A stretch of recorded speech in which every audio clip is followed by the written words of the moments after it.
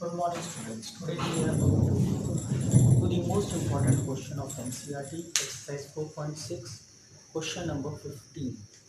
और ये अभी पेपर में आके भी गया है CBSE के 2017 में।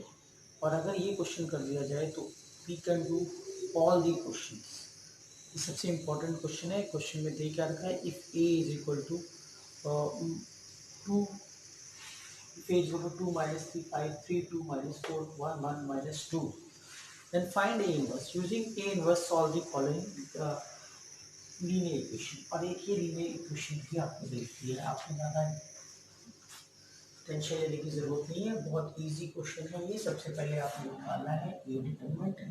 निकालने का तरीका 2 3 1 minus 3 1 5 minus 4 जैसे आप करते आए हो।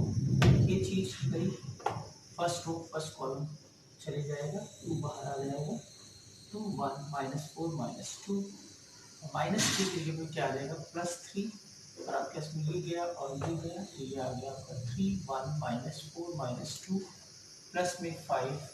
आपके इसमें ये गया और ये गया, तो इसमें आ गया 3 1 2। तो बाहर है -4, फर्स्ट मल्टीप्लाई किया तो +4 आ जाएगा, ऊपर -4 नेगेटिव नेगेटिव पॉजिटिव हो जाएगा, +3 -6 +4 +5 3 -2, it will become 0 -6 +5 -1। therefore ये इनवर्स एग्जिस्ट, और यहाँ पे ये जो है वो आपके इसकी कमी आ रही है -1। अब आपने क्या निकालना होता है, cofactor of A11 cofactor of A12। तो बच्चों आपके इसमें कोफैक्टर ऑफ A11 बार बार निकालने की जरूरत नहीं है, वो ऑलरेडी आप निकाल चुके हैं।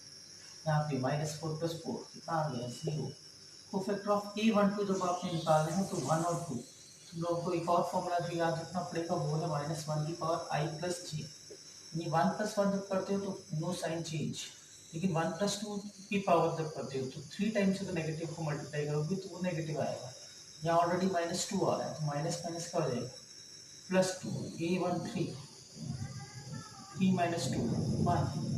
अब आपने क्या करना है, कोफैक्टर ऑफ, और आपको सारे कोफैक्टर निकालने पड़ेंगे। कोफैक्टर ऑफ A21 जब आप निकालोगे तो सेकंड रो फर्स्ट कॉलम, तो आपके पास में क्या आएगा, फिर नेगेटिव साइन बाहर आ जाएगा, -3 1 5 -2 क्रॉस मल्टीप्लाई कर दो तो आपके पास में ये बनेगा 6 - 5 दैट इज -1।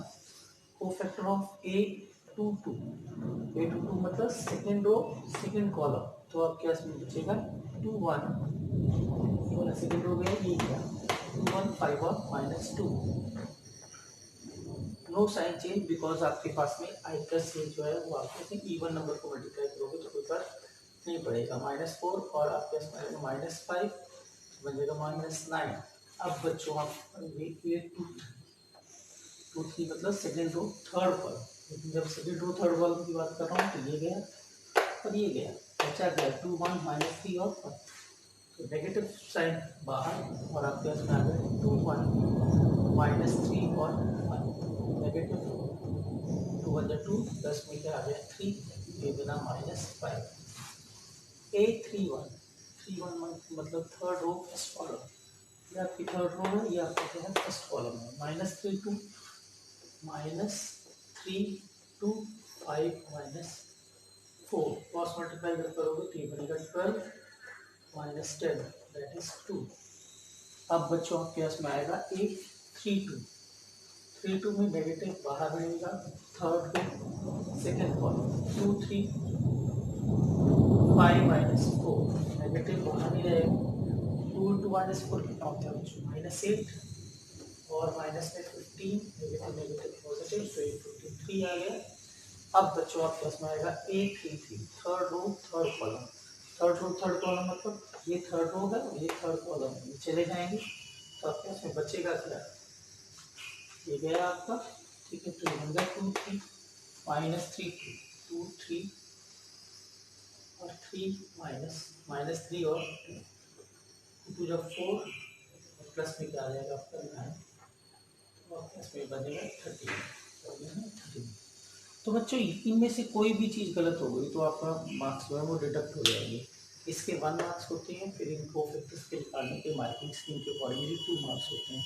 तो ये यहाँ तक का 3 मार्क्स का हो जाता है। लेकिन अब आपने करना क्या है, अब आपने निकालना क्या है, अब आपने ए इनवर्स निकालना है। ए इनवर्स के बाद में आप यूज़ करोगे इसका। तो अब बच्चों ए इनवर्स निकालने का तरीका, ए इनवर्स जो है वो आप किस तरीके से निकालते हो। तो अब ए इनवर्स क्या होता है, ए इनवर्स में क्या करोगे आप, एडजॉइंट ए डिवाइडेड बाय, पहले फॉर्मूला फिट करोगे that A inverse is always equal to adjoint A divided by A determinant.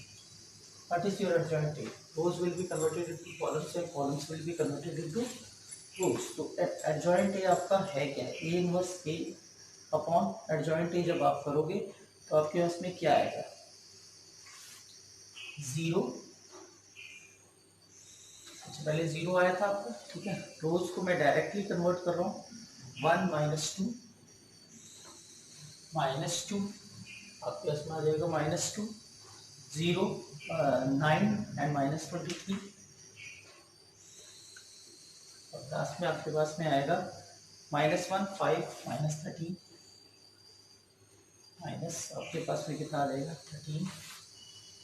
Minus में क्यों आया, क्योंकि मैंने ए डिटरमिनेंट से क्या कर दिया, उसे डिवाइड कर दिया। जब जैसे ही मैं ए डिटरमिनेंट से डिवाइड करूँगा तो मेरे पास में नेगेटिव पॉजिटिव नंबर था वो क्या बन गया नेगेटिव, और जो नेगेटिव वाले थे वो क्या बन गए पॉजिटिव। अब बच्चों में करना क्या है, x is equal to A inverse into B. अब मैं यूज करूंगा ए इनवर्स मेरा है 0, -2, -1, 1, 9, 5, -2, -23, -13। बी मेरे पास में जो क्वेश्चन में बोला गया है कि उन्होंने क्या बोला है कि दोबारा यानी कि इस लीनियर इक्वेशन का यूज करके आपने आंसर को निकालना है। अब ये लीनियर इक्वेशन का आप यूज कैसे कर सकते हो, अब इस लीनियर इक्वेशन में ये वाला जो पॉइंट है इज इक्वल टू वाला, ये क्या कहलाएगा आपका बी, क्या कहलाएगा बी। तो यहाँ पे बी की जगह पे बस आपने क्या कर देना है 11 -5 -3 मल्टीप्लाई कर देना है। जैसे आप मल्टीप्लाई करोगे आपके पास आंसर आ जाएगा 0 × 11 विल बिकम 0 और यहाँ पे आ जाएगा आपका 0 -5 -2 × -3 विल बिकम आपका कितना बनेगा, प्लस में आपके पास में आ जाएगा 6 -2 × 11 will become -22, 9 × -5 will become minus में आपके पास में आ जाएगा 45 और -23 × -3 = 69 आएगा, प्लस में क्या आ जाएगा 69 -1 × 11 विल बिकम -11 -25 माइनस प्लस 39। तो जो आपके पास में ये निकल के सामने आ रहा है 0 -5 पता है -22 -45 प्लस 69, तो बच्चों ये आपका 2 आएगा, -11 -25 प्लस 39 ये आपका 3 आएगा। तो जो यहाँ पे आपके पास में x, y और z आ गया, x जो है वो आपका 1 आ गया, y जो है वो आपका 2 आ गया, z जो है वो आपका 3 आ गया। This is your answer. तो प्लीज बच्चों यानी कि एक चीज जो सबसे ज़्यादा इंपॉर्टेंट है वो adjoint A by A determinant, ये डिटरमिनेंट मैंने डायरेक्टली -1 से डिवाइड करके तुम्हें दिखा दिया। तो एडजॉइंट ए होता क्या है, rows are converted into columns and columns are converted into rows. Thank you.